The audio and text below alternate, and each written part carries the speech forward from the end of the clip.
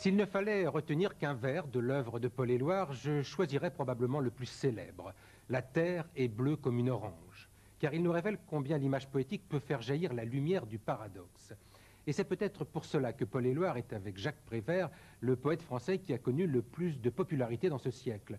Probablement aussi parce qu'on lui doit quelques-uns des plus beaux poèmes d'amour qui soient, à lui qui aima tant les femmes. C'est le portrait de ce poète, de ce surréaliste, ami de Breton, de Magritte, de Man Ray et de tous les autres, ce créateur d'images, et qui resta pourtant aveugle face aux horreurs du stalinisme. Le portrait de cet homme partagé que nous brossent maintenant Daniel Costel et Isabelle Clark, et c'est aussi le 50e numéro de cette collection.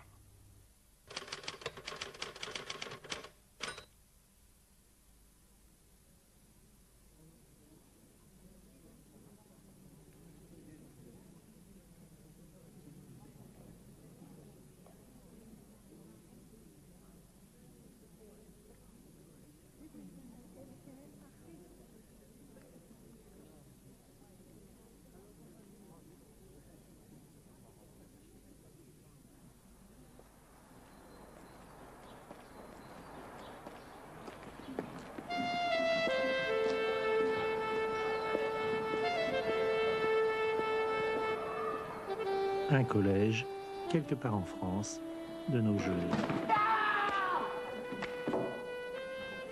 Laurence, 23 ans, professeur de français, ouvre ses élèves de seconde à la poésie. L'amoureuse. Elle est debout sur mes paupières et ses cheveux sont dans les miens. Elle a la forme de mes mains et la couleur de mes yeux. Elle s'engloutit dans mon ombre comme une pierre sur le ciel. Elle a toujours les yeux ouverts et ne me laisse pas dormir. Ses rêves en pleine lumière font s'évaporer les soleils, me font rire, pleurer et rire. Parler sans avoir rien à dire. Qu'est-ce que ça te suggère? La nouveauté et tout ce qui vient directement de l'imagination. Oui, c'est ça. Est-ce que vous, ça vous évoque, ça pourrait vous évoquer une femme, une main ouverte ou fermée? On peut représenter la main comme là, c'est le niveau des hanches de la femme. Oui. Ses mains suivent les courbes de son corps et oui, adoptent ses formes. Amaury, qu'est-ce que tu proposes? Je pense qu'il ne peut pas la voir sans se voir avec lui. Il ne peut pas la voir autrement qu'avec lui. On a l'impression qu'il a changé de couleur d'yeux à cause d'elle. c'est une fusion, oui, et ils ne forment plus qu'un. Oui, c'est bien, c'est ça.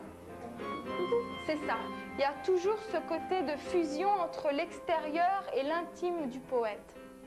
Au bureau même d'Éluard, Christophe Malavoie. C'est ma mère, monsieur, avec ma fiancée. Elle passe là-bas, l'une à l'autre pressée. La jeune m'a giflé. La vieille m'a fessé.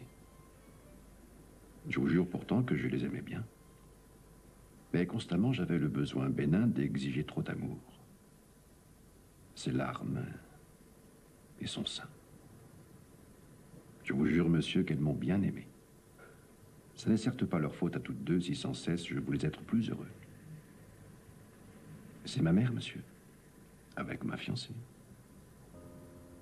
Pour moi, elles ne sont qu'un même être, et leurs charmes sont égaux, ayant fait verser les mêmes larmes. Ma mère a pleuré sur moi, qui sanglotait pour l'autre, refusant d'être à moi tout à fait. Je ne sais pas lequel de nous trois fut blessé. C'est ma mère, monsieur, avec ma fiancée. Le vrai nom de Paul Éluard, c'était Eugène Paul Grindel. Sa famille était venue du Nord, à Saint-Denis, dans la banlieue parisienne, où il était né, le 14 décembre 1895.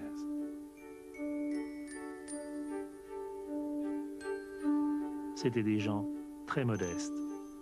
Mais son père, Clément Grindel, avait réussi à faire prospérer une petite entreprise de construction sans jamais oublier ses origines. Ainsi, le petit Eugène écrit son premier texte en 1908 à 12 ans, à la mode d'Hector Malot et de Sans famille. Il ne savait pas le nom qu'il portait.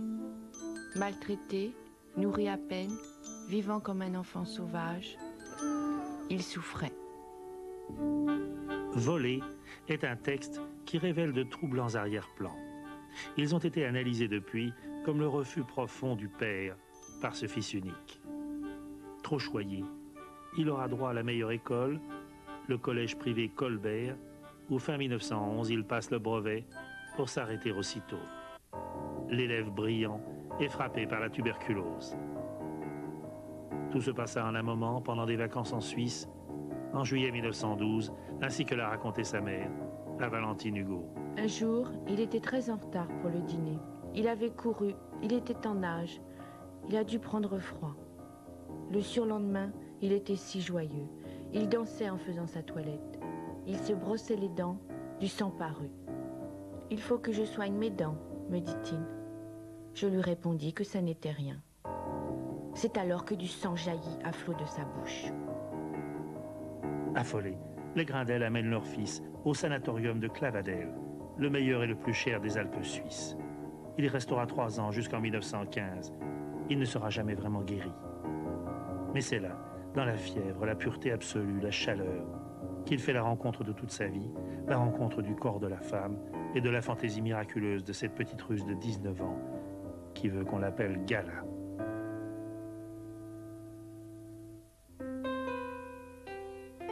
Gala, c'est aussi la culture la plus raffinée, comme c'était souvent le cas chez les Russes d'avant la Révolution. Elle est l'intelligence. Elle a lu avec passion Dostoïevski et Tolstoï. Elle a appris le français pour faire découvrir Ronsard et Du Bellay aux jeunes Grindel subjugués. Elle est d'abord et avant tout l'initiatrice.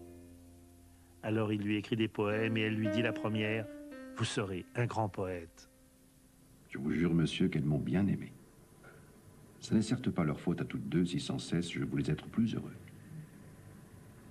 C'est ma mère, monsieur, avec ma fiancée. Pour moi, elles ne sont qu'un même être, et leurs charmes sont égaux, ayant fait verser les mêmes larmes. Ma mère a pleuré sur moi, qui sanglotait pour l'autre, refusant d'être à moi tout à fait. Je ne sais pas lequel de nous trois fut blessé.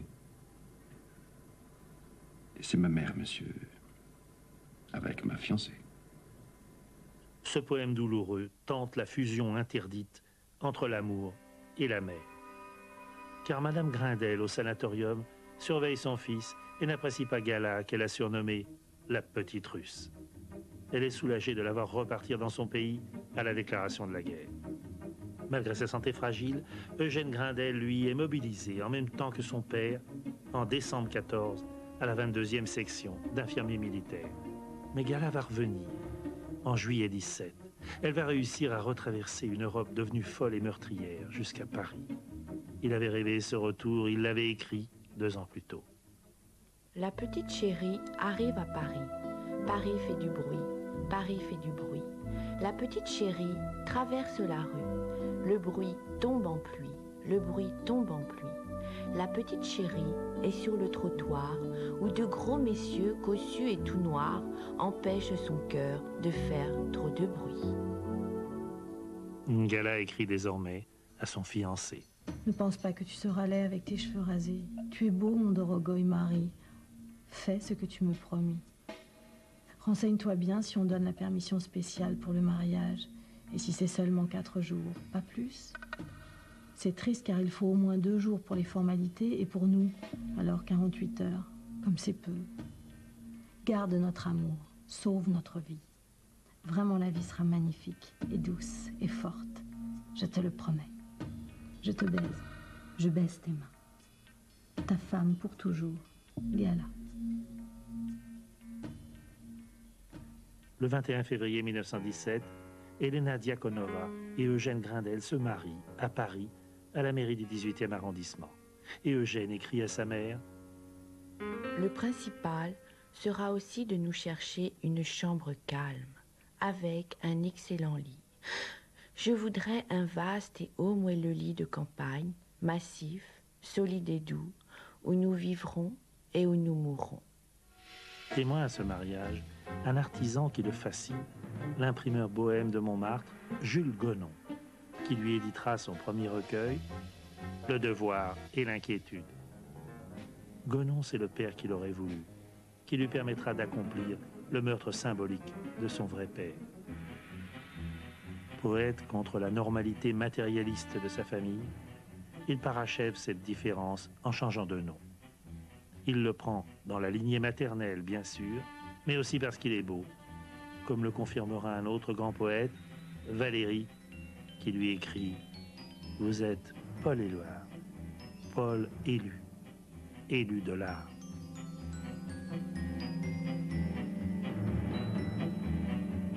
Il publie sous ce nom pour la première fois Poème pour la paix, au moment même où naît sa fille Cécile, le 11 mai 1918.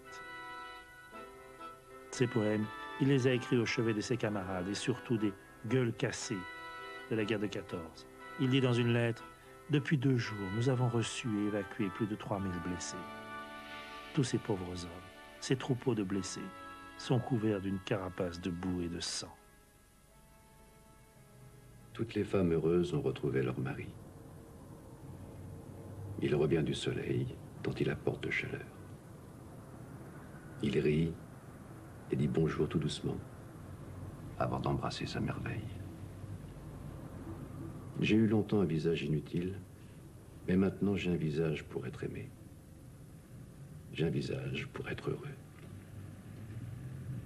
Et il me faut une amoureuse, une vierge amoureuse, une vierge à la robe légère. Je rêve de toutes les belles qui se promènent dans la nuit très calme, avec la lune qui voyage. Toute la fleur des fruits éclaire mon jardin. Les arbres de beauté et les arbres fruitiers. Et je travaille et je suis seul en mon jardin. Mais le soleil brûle en feu sombre sur mes mains. Ces poèmes sont remarqués par Jean Paulhan, qui est déjà l'un des personnages clés de nos lettres. Il recommande Éluard à un autre jeune écrivain fraîchement démobilisé, André Breton, qui vient de fonder une nouvelle revue, Littérature. C'est là que commence l'aventure, quand Éluard se rend à ce premier rendez-vous avec Breton, ici, à l'Hôtel des Grands Hommes, place du Panthéon, chambre 51. C'est à partir de cette chambre que Breton a organisé son entreprise, si je puis dire, d'invasion de la littérature ou de destruction de la littérature. Mais qu'est-ce que ça veut dire, la destruction de la littérature? Est-ce qu'il est possible de détruire la littérature? C'est la destruction d'un monde, celui du 19e siècle, sous les obus de Verdun. La même année que Verdun, 1916, Tristan Tzara fonde à Zurich le mouvement Dada. À Zurich, où Lénine prépare la révolution, comme Freud à Vienne, qui ouvre l'inconscient. Dada, c'est la suite des grands déconstructeurs du 19e siècle, comme Alfred Jarry ou Lautréamont, qui avait écrit dans Les Chants de Maldoror, beau comme la rencontre d'une machine à coudre et d'un parapluie sur une table de dissection. Formule qui va devenir le dogme fondateur des surréalistes, comme ici Masquet, Breton, Ilsoum, Aragon, Éluard. De Dada au surréalisme, détruire, c'est d'abord provoquer. Avec par exemple ces papillons qu'Éluard écrit, fait imprimer et va coller dans les pissotières. Joie énorme comme les couilles d'Hercule. Gestes et poèmes de dérision, comme cette ode à un animal, jusqu'ici négligé par les poètes, avec des dessins oniriques de Valentine Hugo. Dans la même veine, Poisson, 1920. Les poissons, les nageurs, les bateaux transforment l'eau. L'eau est douce et ne bouge que pour ceux qui la touchent. Le poisson avance comme un doigt dans un gant. Le nageur danse lentement et la voile respire.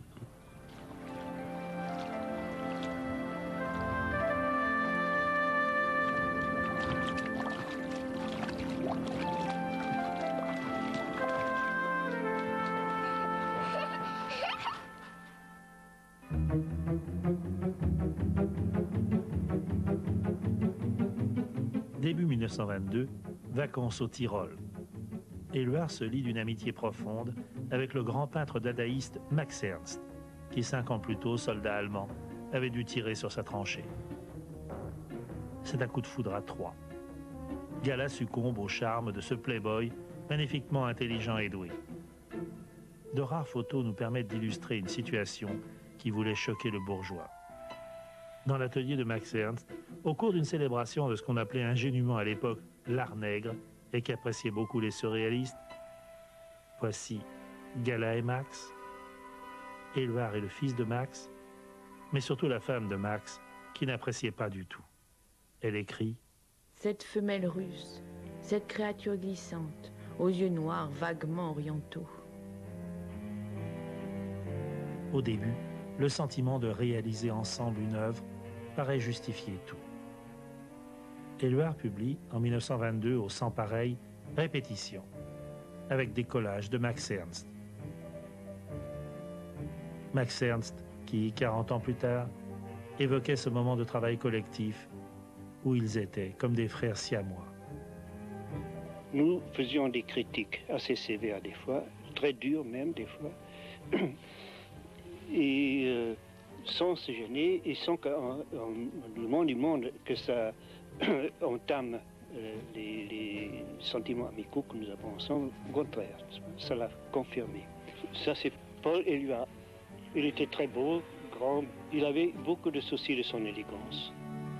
En fait, c'est une impasse.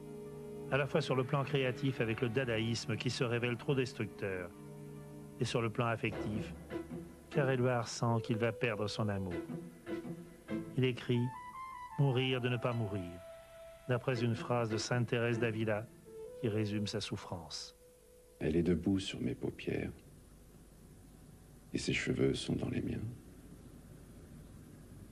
Elle a la forme de mes mains, elle a la couleur de mes yeux. Elle s'engloutit dans mon ombre comme une pierre sur le ciel. Elle a toujours les yeux ouverts et ne me laisse pas dormir. Ses rêves en pleine lumière font s'évaporer les soleils, me font rire, pleurer et rire, parler sans avoir rien à dire.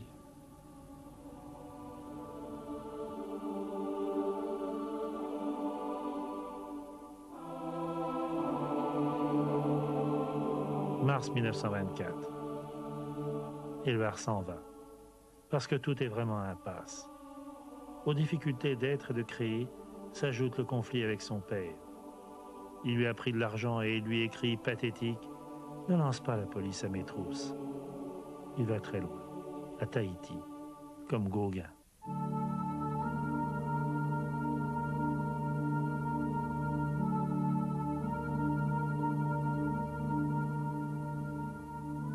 Jour de lenteur, jour de pluie, jour de miroirs brisés et d'aiguilles perdues, jour de paupières closes à l'horizon des mers, d'heures toutes semblables, jour de captivité. Mon esprit qui brillait encore sur les feuilles et les fleurs, mon esprit est nu comme l'amour. L'aurore qui l'oublie lui fait baisser la tête et contempler son corps, obéissant et vain.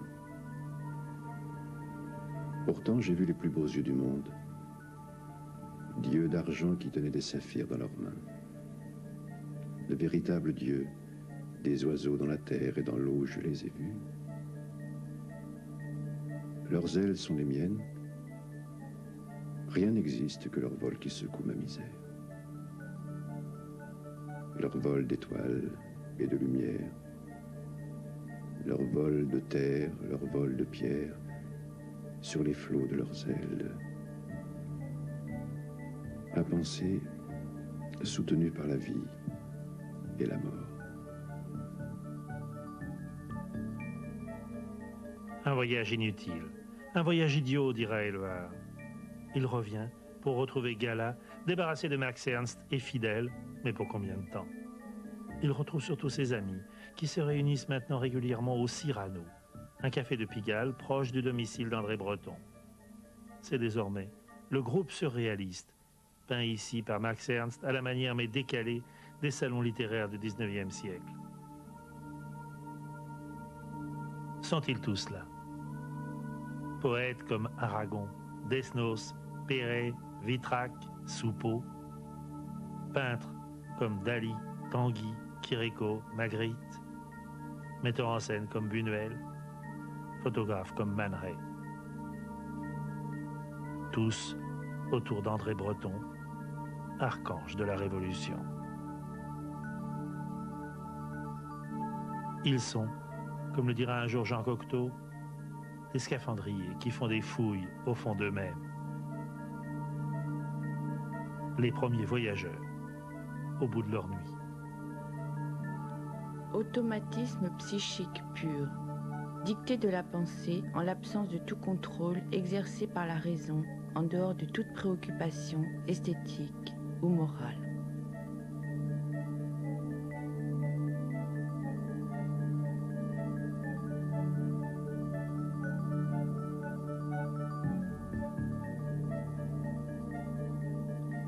Le manifeste surréaliste, 1924, se prolonge et s'incarne dans ce poème emblématique d'Éluard. La terre est bleue comme une orange. Jamais une erreur. Les mots ne mentent pas. Ils ne vous donnent plus à chanter. Autour des baisers de s'entendre.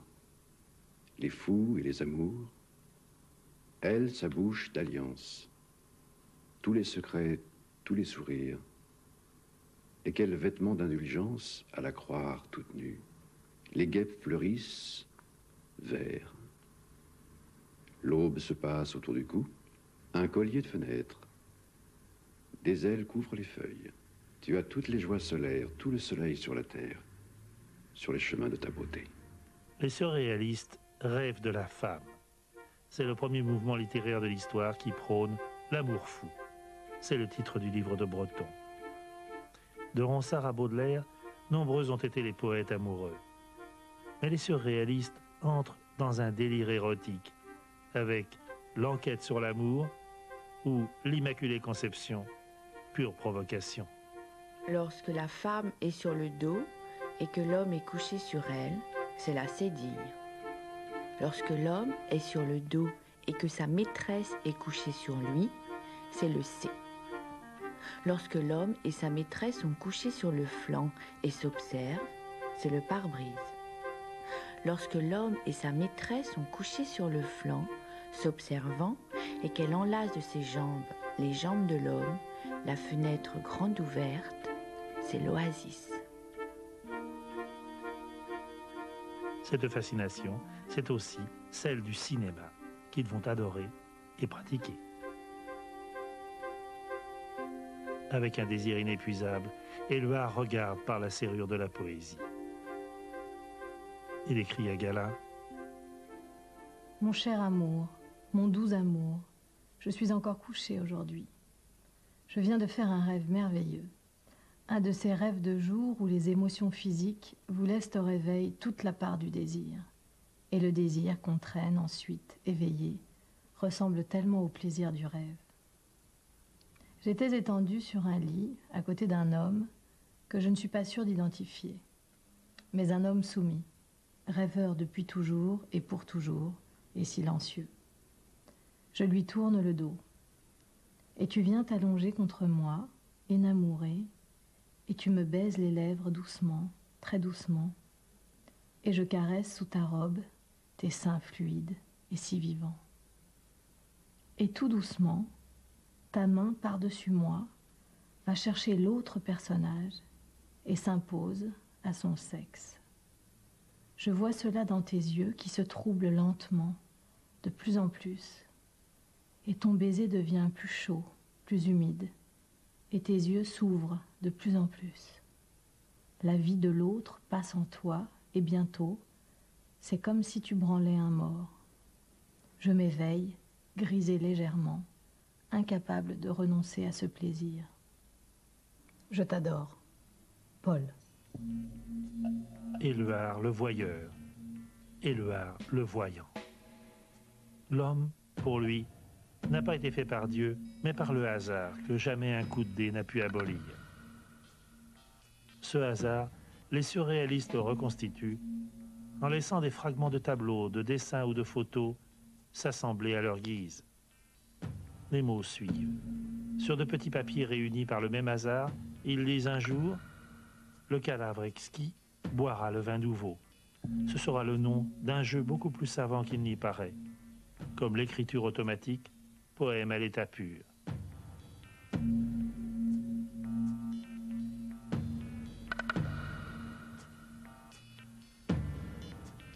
Le petit cirque des mots continue. En 1925, la Révolution surréaliste publie 152 proverbes composés avec Benjamin Péret. Un rêve sans étoile est un rêve oublié. De belles trouvailles, mais aussi des aphorismes parfois proches du coq à l'âne ou annonciateurs des poèmes de Prévert. Une maîtresse en mérite une autre. Les éléphants sont contagieux. Quand un œuf casse des œufs, c'est qu'il n'aime pas les omelettes. Les curés ont toujours peur. Coupez votre doigt selon la bague. Les homards qui chantent sont américains. Un albinos ne fait pas le beau temps.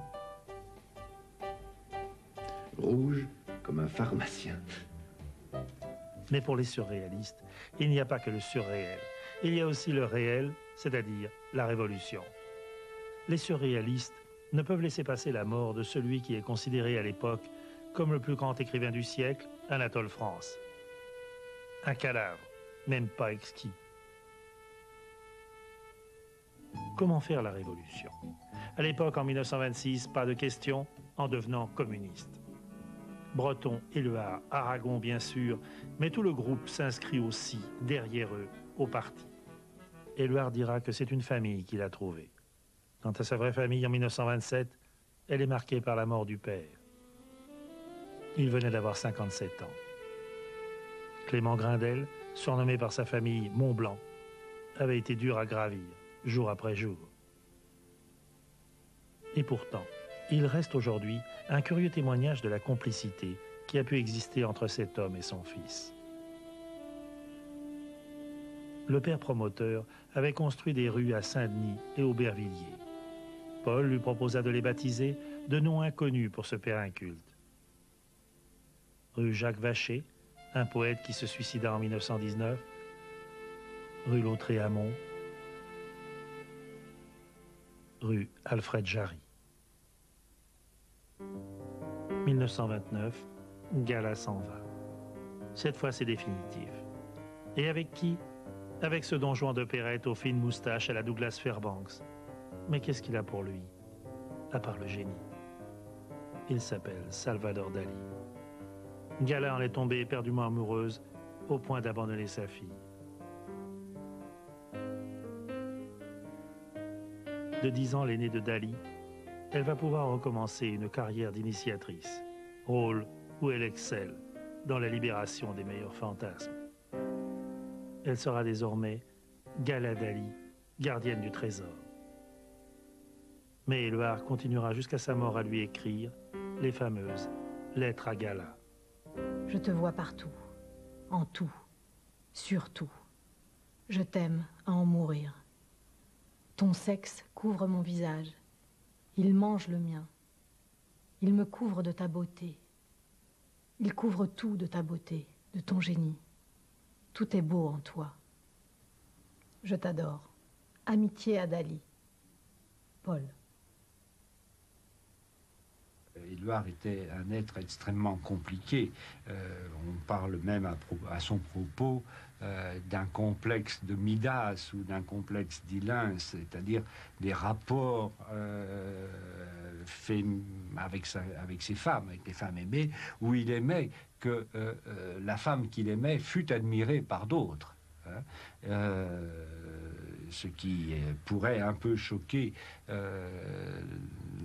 je dirais une conception bourgeoise du couple, mais qui est dans les données, encore une fois, morales du surréalisme, où il a su placer cela dans la perspective aussi des grands ancêtres, des grands précurseurs du surréalisme, comme Sade, car Éluard était un admirateur de Sade comme il a été un admirateur de Lautréamont. À peine quelques mois se sont passés depuis le départ de Gala, qu'Éluard, en compagnie de son jeune ami René Char, alors âgé de 23 ans, drague à la sortie des grands magasins. Aborder les femmes dans la rue est, dit-il, un acte surréaliste proche de la roulette russe. Le hasard, comme toujours, décide. Ce jour-là, le hasard est bon et même tout à fait excellent. Il met sur sa route la merveilleuse Maria Benz, 23 ans. Elle avait grandi dans le monde du cirque. Elle voulait devenir actrice, mais avait choisi l'avant-garde et vivait mal de spectacles misérables. Une héroïne de mélo populaire, ce qui émeut Éluard. Il la découvre. Signalement. Taille 1,69 m.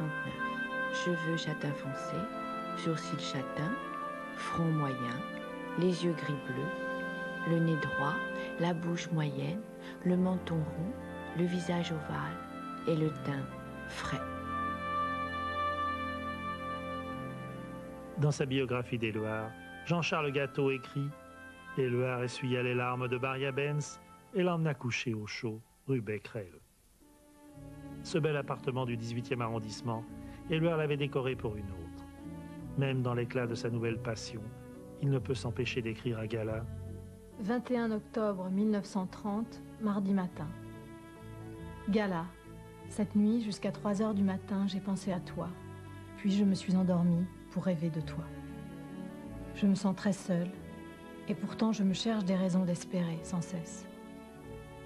La présence de Nuche à côté de moi au moment où nous avons décidé de divorcer m'a empêché de me rendre compte de l'isolement dans lequel j'allais me trouver.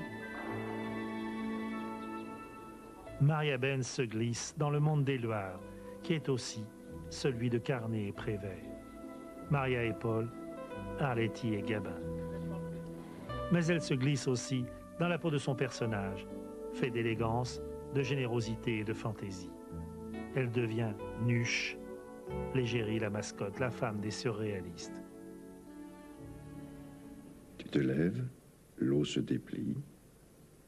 Tu te couches, l'eau s'épanouit. Tu es l'eau détournée de ses abîmes. Tu es la terre qui prend racine et sur laquelle tout s'établit. Tu fais des bulles de silence dans le désert des bruits. Tu chantes des hymnes nocturnes sur les cordes de l'arc-en-ciel. C'est un mot d'Éluard. Éluard, de temps en temps, emploie le mot facile pour dire la poésie, c'est facile. Il faut que ça soit facile. Éluard souhaite toujours que la vie soit facile. Et il dira un jour, à propos de Neusch, et ce qui est facile, c'est la fidélité. Facile, ça va être fait d'ailleurs avec des images de Man Ray. Il m'a demandé d'illustrer. J'ai proposé quelque chose assez outré. J'ai dit, eh bien, on va faire des nudes de Nuche. Puisque son nom commence avec le mot nu, n'est-ce pas? On va faire des nuches. On a fait une série de nuches qui était reproduite dans le livre à côté des poèmes. Cette petite brochure qui s'appelle Facile. Ça fait un peu de scandale, évidemment, à cette époque, n'est-ce pas? Mais c'était un peu voulu aussi de la part de Paul, pour montrer sa liberté, sa façon qu'on pensait, nous pensons tous, n'est-ce pas? Avec qui est-ce que ce serait mieux de faire ça qu'avec sa propre femme? Tu es partout. Tu abolis toutes les routes. Tu sacrifies le temps à l'éternelle jeunesse de la flamme exacte qui voile la nature en leur reproduisant. Femme, tu mets au monde un corps toujours pareil, le tien. Tu es la ressemblance. Tu es la ressemblance. C'est vertigineux. parce que la ressemblance, c'est un des thèmes les plus extraordinaires que les arts et même la pensée philosophique aient à s'affronter. Qu'est-ce qui est ressemblant? C'est le vieux débat autour de Picasso.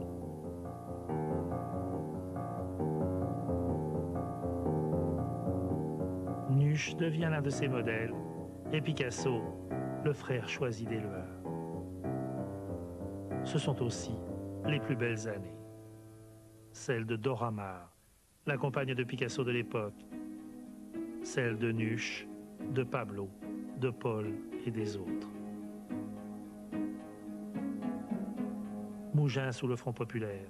De gauche à droite, Cécile, la fille d'Éluard, Éluard, le peintre anglais Roland Penrose, Man Ray, Nuche, Dora Maar et Picasso.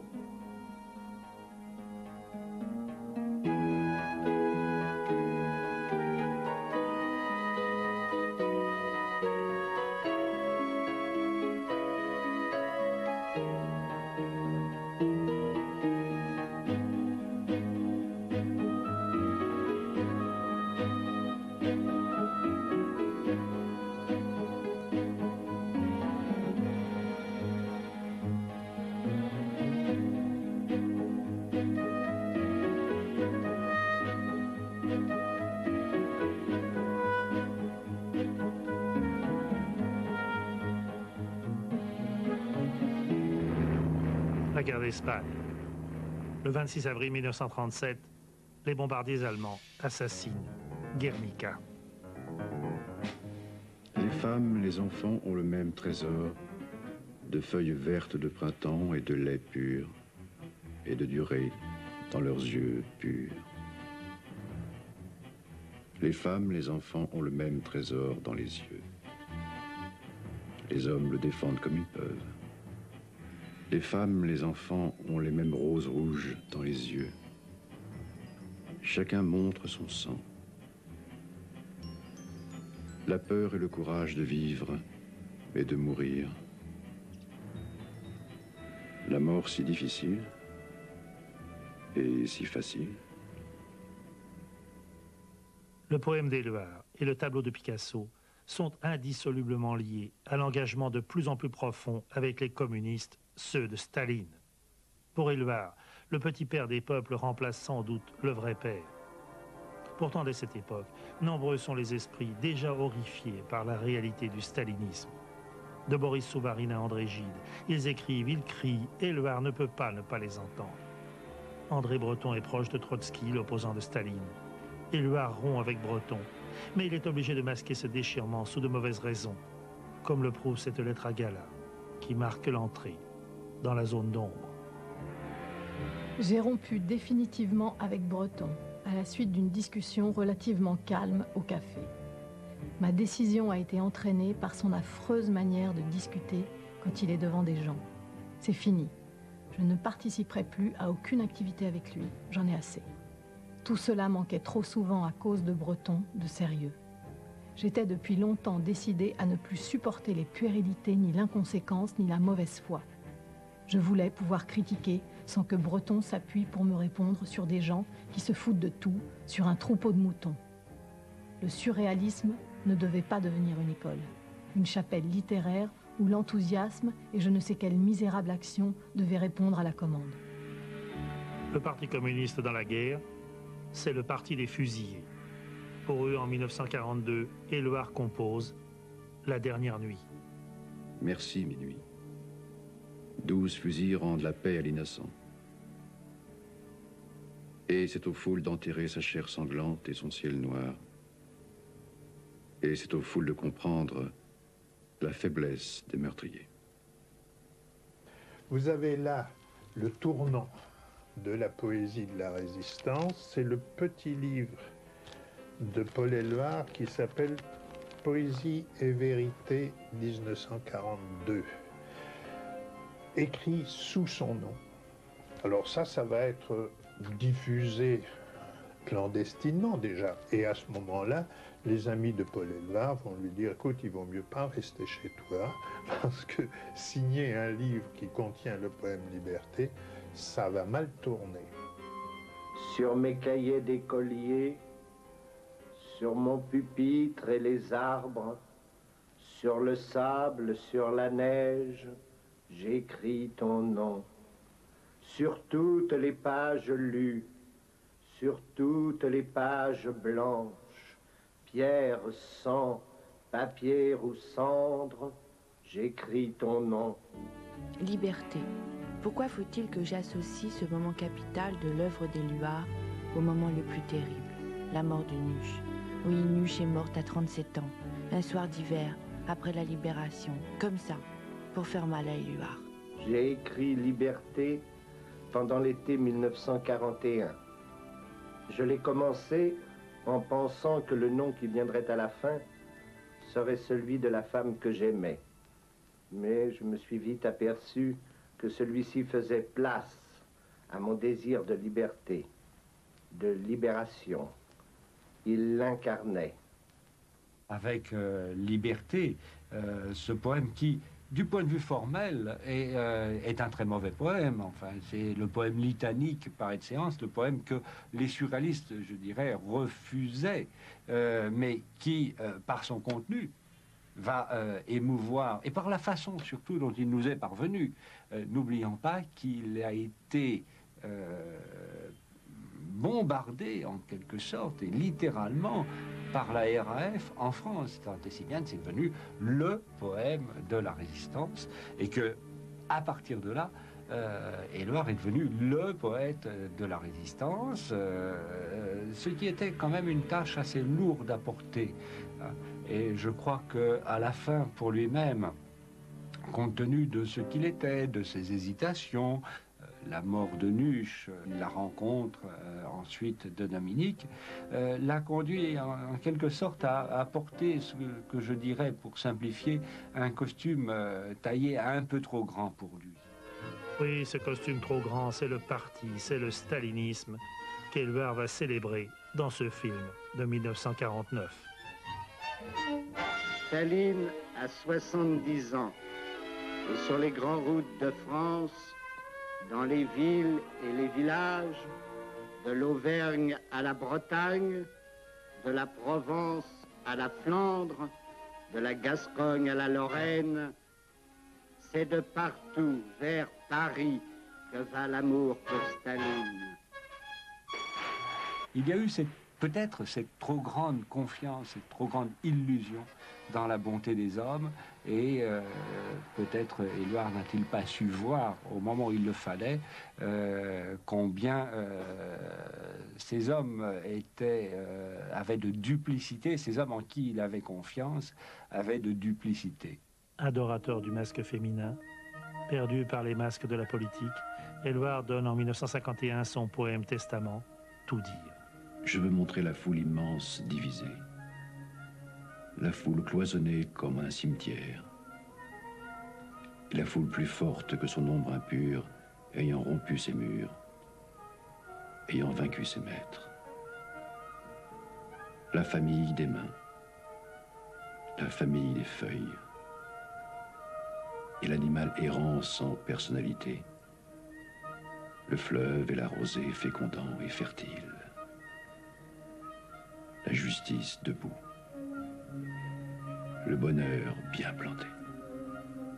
Éluard meurt à 57 ans d'une crise cardiaque le 18 novembre 1952, 6 ans après Nuche, presque jour pour jour. L'État refuse des funérailles nationales et s'emploie à ce qu'il y ait le moins de foule possible au Père-Lachaise. Mais le parti tient à sa grande cérémonie. À la grande tristesse et au froid s'ajoutent les arrière-pensées. Éluard aurait-il été, dans les derniers moments, troublé par les procès de Prague, pour lesquels il refusa, mais sous quelle pression, de plaider la grâce des accusés? Que se serait-il passé s'il n'avait pas, au fond, opportunément disparu?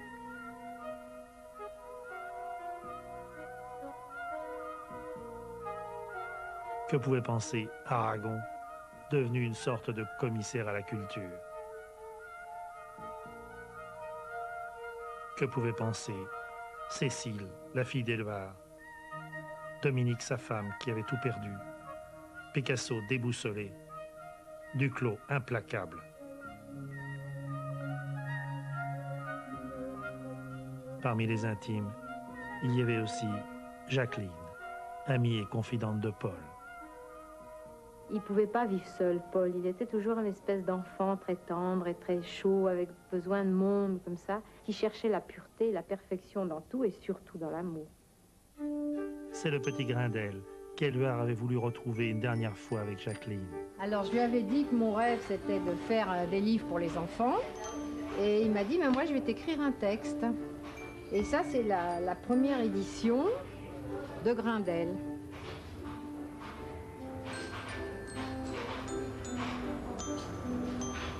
Il était une fois une petite fille très gentille. Presque plus gentille que toi, et si légère que lorsqu'elle naquit, sa maman s'étonna de ne pas la sentir peser dans ses bras.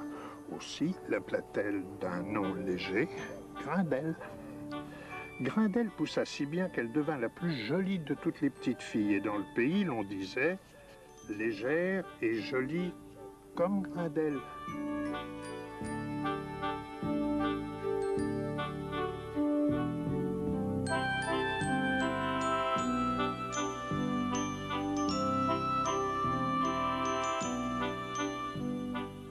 Pour moi, Éluard est l'un des plus grands classiques du XXe siècle. C'est-à-dire que sa grandeur, c'est d'avoir été proche. Tellement proche que chacun d'entre nous a une citation de lui.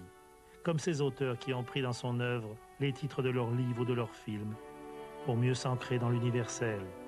Bonjour tristesse, nous ne vieillirons pas ensemble.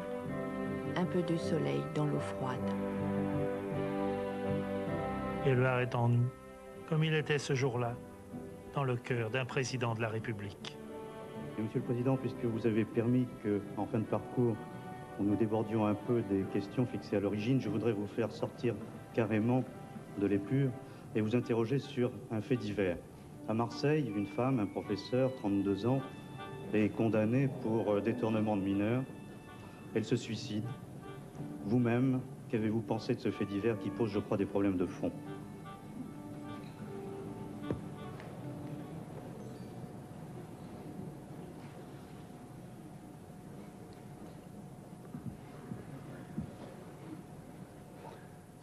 Je ne vous dirai pas tout ce que j'ai pensé d'ailleurs sur cette affaire.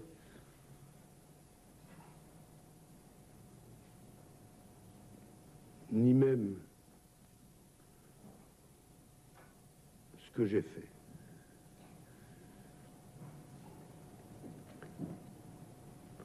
Quant à ce que j'ai ressenti, comme beaucoup,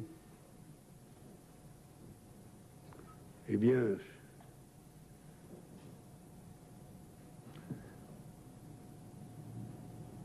comprenne qui voudra, moi, mon remords, ce fut la victime raisonnable au regard d'enfants perdus. Celles qui ressemblent aux morts, qui sont morts pour être aimés. C'est de l'Éluard. Merci, mesdames et messieurs.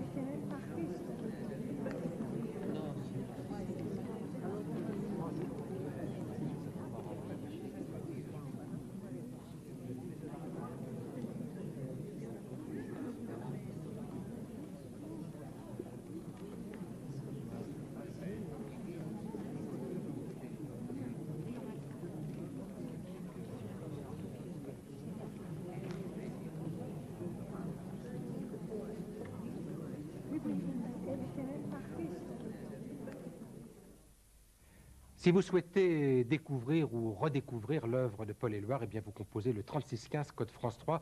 Vous y trouverez tous les repères biographiques et bibliographiques. La semaine prochaine, nous avons rendez-vous avec l'écrivain britannique Patricia Highsmith avec un document tout à fait exceptionnel. Merci, bonsoir, à la semaine prochaine.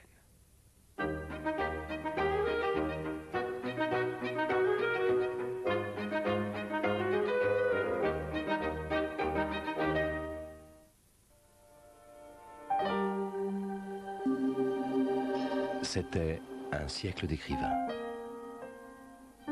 Mont Blanc, l'art d'écrire.